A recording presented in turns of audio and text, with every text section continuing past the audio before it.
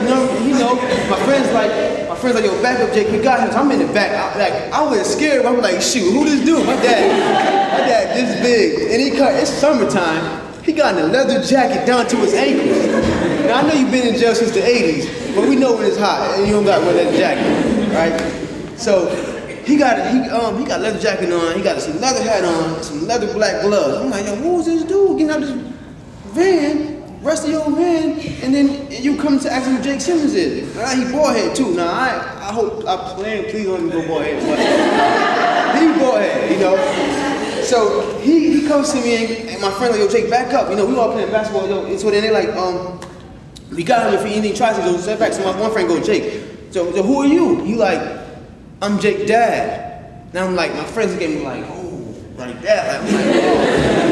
So they're like, yo, Jake, that's your dad. I'm like, that ain't my dad. I'm looking at him like, you ain't really my dad. Let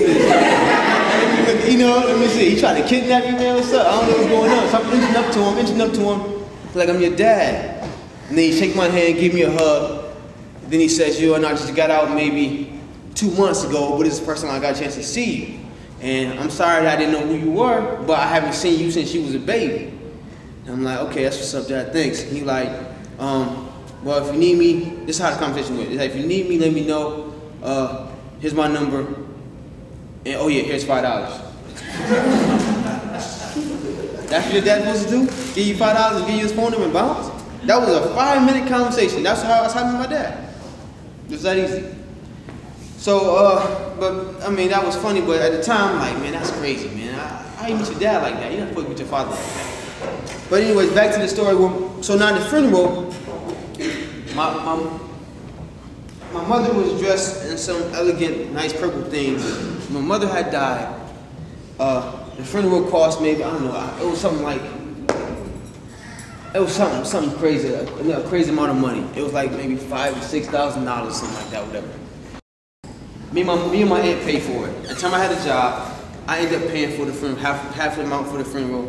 I was in high school, but I had saved a lot of money because I wasn't doing nothing. I wasn't no flashy kid. All I wore was shirts and ties. At the time they were real cheap to get, thrift stores, whatever. So I paid for the funeral and everything. My stepfather didn't pay for nothing. He didn't even ask, can he pay for nothing?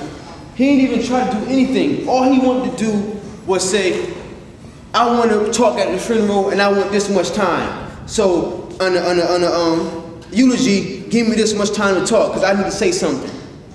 That's all you want to do is talk at the funeral, but you don't want to help pay for everything. You want to be there for anybody. You don't want to do anything else. So it was fine. So at the funeral come, now I know he puts everybody get little 2-minute remarks and all that stuff, whatever. He gets up there in front of everybody. My mom, family on the side. I got family from Florida. That's where I'm from. If you didn't know, I moved to Rochester when I was younger, but I'm from Florida. My family's from Florida. My dad's side from Florida and everything like that, whatever. Anyways, everybody, it's like maybe 100-something people there, a lot of people. He gets up in front of everybody and starts talking about my aunts, calling them fat, calling them names, saying they weren't supposed to be, they was never around, saying they don't deserve to be at the funeral, saying they should be gone, saying that how he hate them. I'm like, this is a funeral. What are you doing? My aunt's crying like, how could you talk about us like this? He telling them, oh, Jake Jr., he's not really, he's not my son, but I took care of him like he's my son. I don't want to call him Jake. I want to call him something else. I want to change his name to something else. And everybody like, what? Like, what's going on? You tripping? So I give like, yo, calm down. This is the funeral I designed for my mother, so I need you to sit down. He like, no, I ain't sitting down. He just, literally just took over the whole show. 15, 20 minutes up there, he's talking. So we got this one girl, who's my best friend, she's still my best friend, she sings. She's singing Dear Mama by Boys and Men from Soul Food. That's one of my favorite movie, that's my favorite song for her. So we always listen to that song. So she's singing it for her. He cuts up in the middle of the song, starts talking about how that song ain't good, she need to be singing it in Arabic or something like that, some wild nonsense. So I'm like, what's going on? Everything's just messed up. What makes it worse is that now the pallbearers time is coming. Now mind you, I picked the pallbearers. It was supposed to be my dad, him, my brother, me, and my stepbrother and somebody else. So we're all carrying, we're supposed to carry the thing.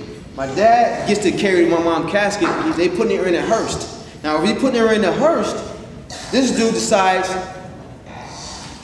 my dad, he didn't want my dad touching my mom's casket. He didn't want him carrying him. So instead of him arguing with my dad later about that, he lets go of my mom. My mom falls. Me, my brother, and my dad, and everybody was picking her up.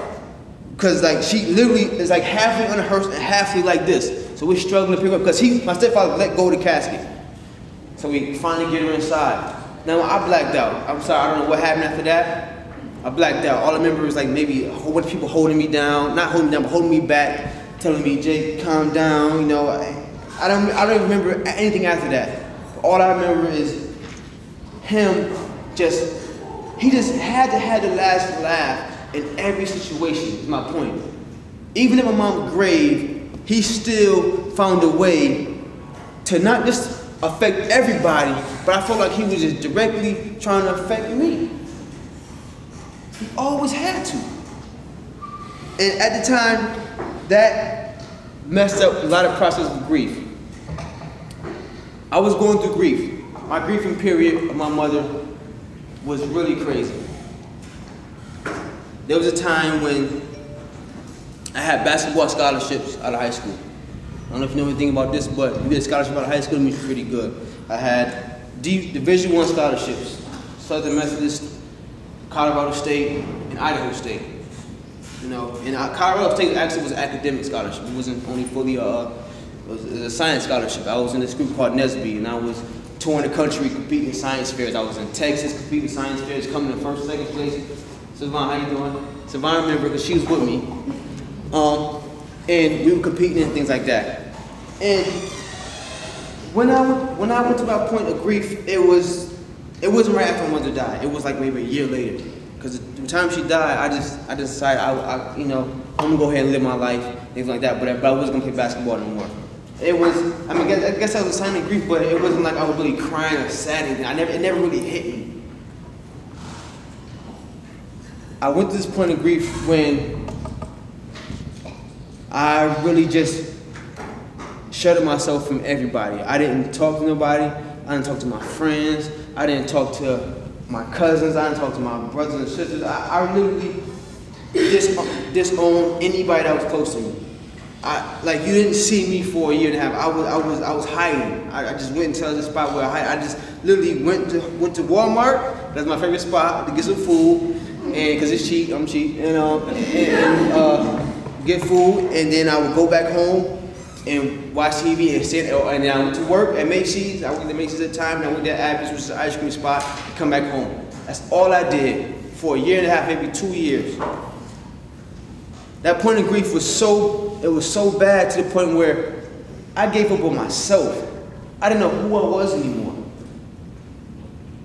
Another situation when I was during my point of grief where I felt like I was lowest of the low, I decided that I was gonna take it upon myself to try and, how you say it, take a whole bunch of pills.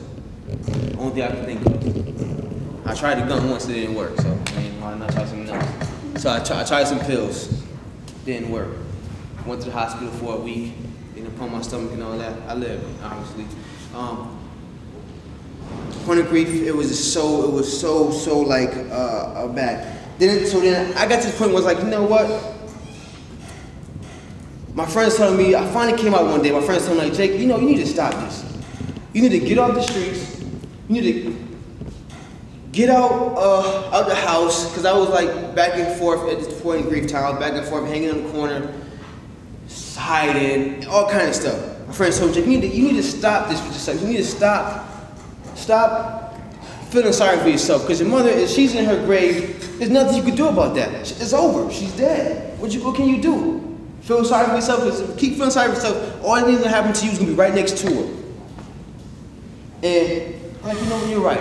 You're so right.